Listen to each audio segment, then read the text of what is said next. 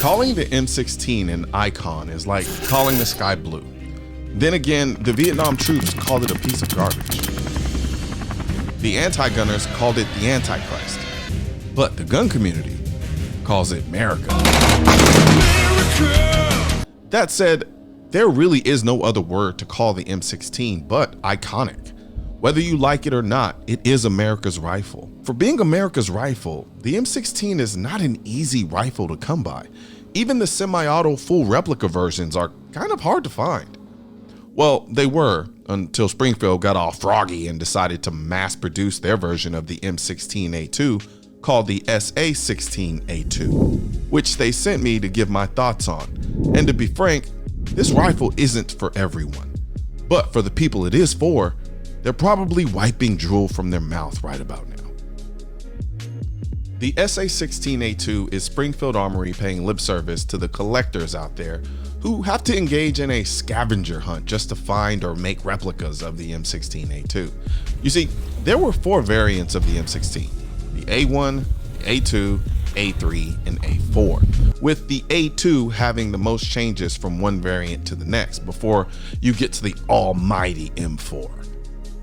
In creating the SA-16 A2, Springfield took a page out of Joe Biden's playbook and completely plagiarized the M16 A2. Joseph Biden admitted today that he committed plagiarism when he was in law school. He said it was a mistake, but that it was unintentional. He quoted 5 pages of someone else's work without proper citation. I've done some dumb things, and I'll do dumb things again. Except the SA-16 A2 cites its sources and actually did a good job of plagiarizing the M16 A2. But wait, if they cite their sources, isn't really plagiarizing?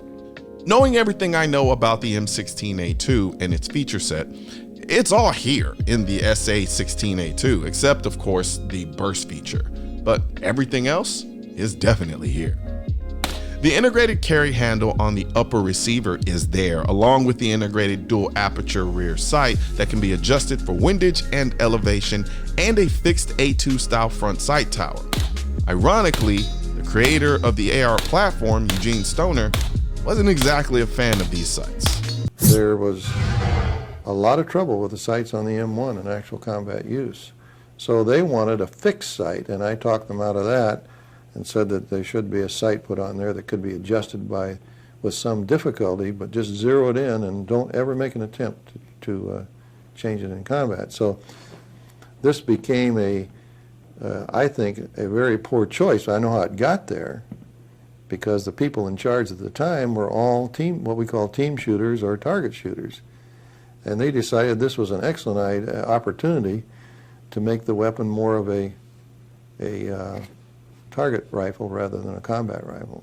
Now, I understand why Mr. Stoner didn't like the adjustable sights. Remember, we had the draft during Vietnam, so a good number of the soldiers were just normal people thrown into the shit pile.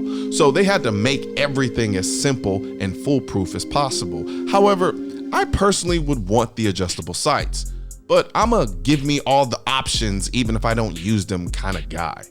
Kind of like the integral bayonet lug that's at the base of the front sight. Sure, I have a couple of bayonets lying around, but the chances of me actually mounting one to this rifle is slim to none, but I'm glad the option is there. The SA-16 A2's bolt carrier group mirrors that of the M16 A2, featuring a Carpenter 158 steel bolt and stake gas key. But in addition to this, the SA-16 A2 includes a modern melanite coating. Then there's this abomination of a pistol grip. There are a few things in the world I hate more than the A2 pistol grip. I hate the way it looks. I hate the way it feels. But I'm gonna spare you from the rest of this diatribe, because this pistol grip is on the SA-16 A2 because that's what was on the M16 A2. And for purposes of continuity, I'm gonna leave it on this rifle, but never forget how much I hate this grip. But what I do love are the AKT1 Blackouts, my favorite wireless in-ear Bluetooth hearing protection, or as I call them, the AirPods of the shooting world. With a certified NRR noise blocking rating of 25 dB, you can listen to music and even take a phone call.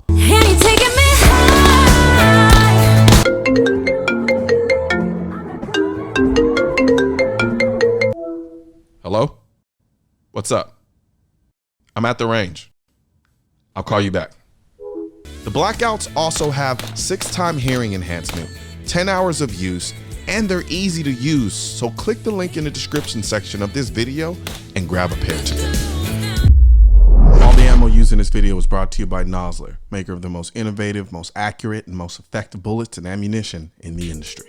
Now, the SA-16 A2 does have an A2 flash hider, but just like the original M16 A2, it has a closed bottom design, so it's technically kind of a compensator. There's also the dual sling swivels on the forend and the buttstock. The fixed buttstock is functionally annoying to me because it's not adjustable, but I love it aesthetically. I don't think I would love the way the rifle looked if it had a telescoping stock. Good thing is, with the fixed stock, you get that cool ass storage compartment in the butt plate. Now to the thing that separated the M16 A1 and the A2 the most, the forend and barrel. Just like the M16 A2, the SA-16 A2 has the infamous Trojan condom rounded rib for her pleasure handguard with the integral aluminum heat shields and the 20-inch chrome line barrel with a 1-in-7 twist with an M4 feed ramp and rifle length gas system. The integral heat shields did a fairly good job considering I shot a lot of rounds through this thing in the Texas sun, but at the end of the day, nothing can stand up to the Texas heat forever. Not even the sun itself. That said, the combination of the 20-inch barrel and the rifle length gas system, and to some degree the A2 comp posing as an A2 flash hider, makes the SA-16 A2 a wonderfully soft shooting gun. While still being lighter than a lot of modern AR-15s. Granted, this doesn't have a bunch of gadgets and gizmos hanging off of it like most of my AR-15s do, adding unnecessary weight. Now, try not to get too happy when you see the lower receiver of the SA-16 A2. Sure, one of the selector markings say burst, but good luck actually getting the selector there. It's fake. This is a semi-auto rifle. But Springfield figured they'd hit you with the member berries and add the word burst there. Anyway, along with the words government property. The thing about the SA-16 A2 that I noticed the most is how solid the rifle felt. You'd think something patterned after such an old design would kind of feel flimsy, but nope. This rifle feels rock solid. Oddly, the trigger threw me back a little bit. I'm so used to shooting high-speed, low-drag triggers, I forgot how not that bad the standard mil-spec trigger actually is. Sure, a super slick trigger would have me running this thing like a lunatic, but the stock trigger felt pretty damn good to me as a combat trigger. I didn't expect to enjoy shooting this rifle as much as I did. I largely saw it as a statement piece for whenever one of my boomer friends came over. But once I got over the fact that I didn't have a red dot, I really enjoyed shooting this rifle. You combine the nostalgic element combined with the quality and great shootability, the SA-16 A2 should have all the aspirational collectors of M16s drooling at the mouth right now. That said, if you're only into the Fast and Furious style rifles, the SA-16 A2 won't move you much. But if you're someone who just wants to own a replicant piece of history that makes you appreciate where the AR pattern rifle has come from, even if you're not a collector type, the SA-16 A2 is kind of a must. Guns aren't political. That's why I need your help getting this message to spread on YouTube by clicking the thumbs up button, leaving a comment to let me know what you think of the video, then subscribing to the channel. But most importantly, click that bell symbol. For products featured in this video, click the links in the description.